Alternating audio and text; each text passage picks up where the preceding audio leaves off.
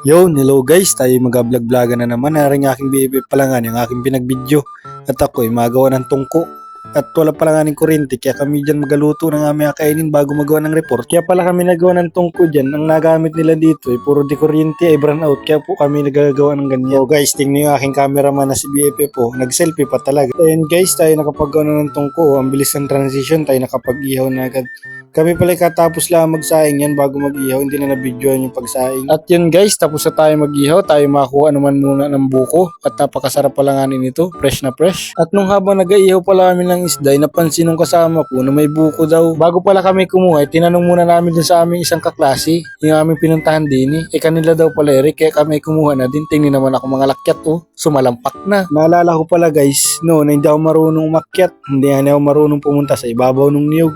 Ay no, ako'y nagkaedad-edad na, itingin naman guys, ay parang unggoy na kung maglambitin man din, nakakakit na hanggang ibabaw ng niyog. Kaya pala guys, ako'y kumuha ng buko, yan ay adalhin namin, kami mag-nature trip muna bago maggawa ng reporting. Ako pala guys, nandun na sa taas, nasa ibabaw na. Tingnan nyo guys, sinagawa ko dun sa ibabaw, inapilipit ko man din lang yung buko, anong gana ng upo ko ay Guys, ang pag-akyat pala nga sa puno ng niyog, ay kailangan mo rin talaga mag-ingat at pag ikaw man din nalaglag, ay awan kung anong akalagyan mo pagkatapos mong mahulog. Buti sana kung ang masalo sa iyo ay pag nahulog kayong taong mahal mo, ay anong ginawa, ako talaga asadyain ko pa magpahulog nun.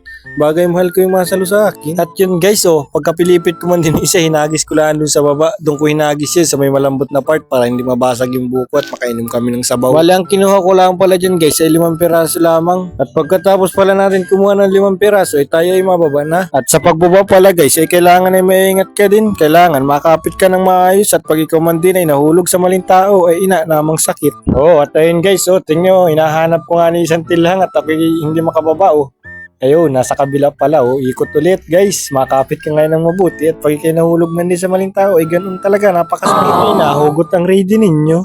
At ayun guys, nakababa na tayo, yan pala yung nakuha ko, 5 pirasong buko. At dito guys ay madako na tayo sa pagkuha ng sabaw, ganyan lang pala ang tamang proseso. At tagat-tagain mo lang ng papagayon ay ikaw na rin ang bahala sa sarili mong diskarte kung paano ka mapapabilis. Guys, pasensya na kung ako'y mabagal-bagal nga ni magtagat, nadahan-dahan ko lang pala at gulpintalas nung itak na aming hiniram do sa kapitbahay ng aming kaklase. Kaya pala guys, nadahan-dahan ko lang ng taga ay baka madali yung ating kamay ay mahirap palitan nito pag ito'y nadali. Ayun guys, nabutas ko na, tinusok ko yung dulo ng itak doon sa kanyang bunot.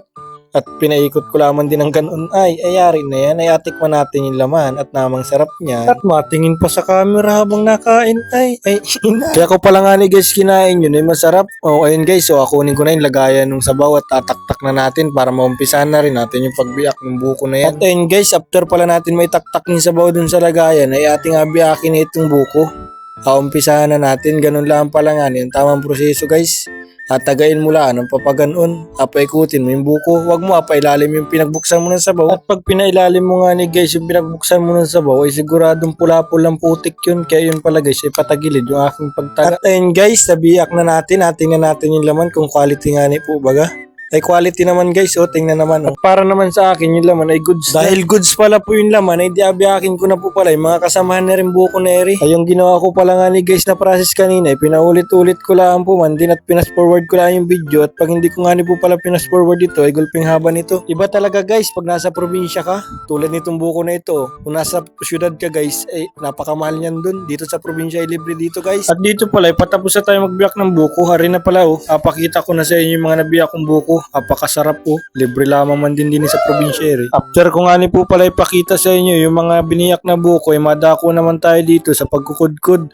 Yung ating kudkurin na laman ng buko po ay alagay din natin sa sariling sabaw niya at mamaya po ay atimplahin natin ito. Ganyan lamang din guys kadali magkudkud para nagamekos-mekos ka lamang. Siyempre after mo makudkud ay di alagay mo na dun ay sa sabaw. Tingnan guys yung inagawa ko na yan guys pala ay pangkaraniwan na yan sa probinsya yung mga nagawa na ganyan. After pala natin magkudkud guys ay di naman tayo madako sa pagtitimpla na.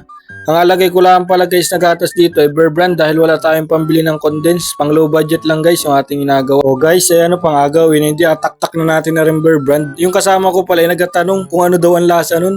At bakit daw Bear Brand, dapat daw condense. Sabi ko, ganun din yan, masarap yan at gatas din naman yan. Guys, pag makuha kayo ng buko, pwede nyong gayahin yan, pang low budget. At ayun guys, pinagpatuloy ko lamang din naman yung pagtaktak at ang tagal nga ni lumabas, maliit ang butas, yung pagkabukas ng Bear Brand. Sabi ng isang classmate ko, matabang daw yung sabaw ng buko. Di sabi ko, ano pang agawin, di alagyan natin ng asukal. Ang alagay guys natin ng asukal dyan siguro, karami, tama ng 2 kutsarita at kalahati dahil baka naman sobrang tamis. Siyempre, pagkatapos natin lagyan ng asukal, hindi ano pang agawin, amikos-mikosin lang natin yan ng papagayan ay para matunaw yung asukal. At dito pala, pinagpatuloy ko lang yung paghalo-halo ng ganyan at para nga matunaw yung asukal. O guys, sa mga nakaranas nito, paki-comment naman sa baba kung naranasan nyo to. Alam ko naman kalimitan yung nagamit dito guys ay condense. Pagkatapos pala natin haluin, di alagyan naman natin itong yelo. Medyo nasausaw pa yung aking kamay ay. Pero malinis naman yung kamay ko dun guys. So haluin lang ulit natin para lumamig. Ang tawag pala dyan guys ay nagawa ko na yan ay buko juice. At dito pala, palapit ko yung camera para makita ninyo guys yung aking inagawa at para naman din matakam kayo. Tingnan naman guys, apakasarap niyan. At ayun guys, patapos ng ating video. Salamat sa panonood nyo. Thank you for watching.